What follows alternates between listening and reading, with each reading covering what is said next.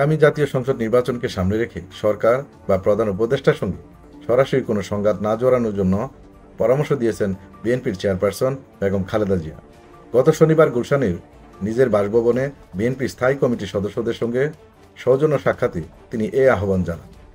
দলীয় সূত্রে জানা গেছে, খালেদা জিয়া দলের সিনিয়র নেতাদের উদ্দেশ্যে বলেন, সরকারের সঙ্গে সংঘাতে গেলে বিএনপির কোনো লাভ নেই। আলোচনার মাধ্যমে সংকট সমাধানের পথ খুঁজতে হবে। এ সময় তিনি আরও বলেন, নির্বাচন একটি গুরুত্বপূর্ণ জাতীয় বিষয়। সেটিকে কেন্দ্র করে যুক্তিপূর্ণ আলোচনার মাধ্যমে রুটম্যাপ এগিয়ে নেওয়াই এখন দলের জন্য শ্রেয়।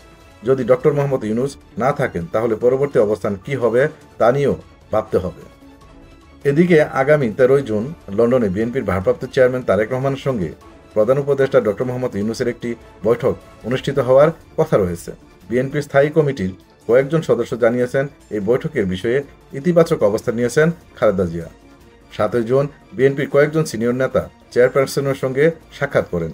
তাদের সঙ্গে আলাপচারিতায় তিনি বৈঠক প্রসঙ্গে তারেক রহমানকে উৎসাহিত করার কথাও বলেন বলে জানা গেছে।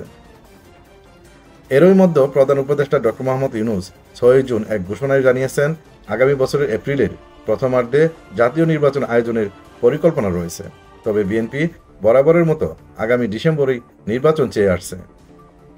প্রধান উপদেষ্টার ঘোষণার পর জরুরি বৈঠক বসে বিএনপির হাইকমান্ডে। বৈঠক শেষে দলটির ঘোষণার বিরুদ্ধে করা প্রতিক্রিয়া জানায় এবং ডিসেম্বরের মধ্যেই নির্বাচন অনুষ্ঠানের দাবি পুনর্ব্যক্ত করে। তবে স্থায়ী কমিটির বৈঠকে বিএনপির চেয়ারপারসনের বক্তব্যের পর দলটির অবস্থান কিছুটা নমনীয়তা দেখা যাচ্ছে বলে রাজনৈতিক বিশ্লেষকদের ধারণা। স্থায়ী কমিটির এক সদস্য বলেন, ম্যাডাম জিয়া ডক্টর ইউনূসের প্রতি শ্রদ্ধাশীল।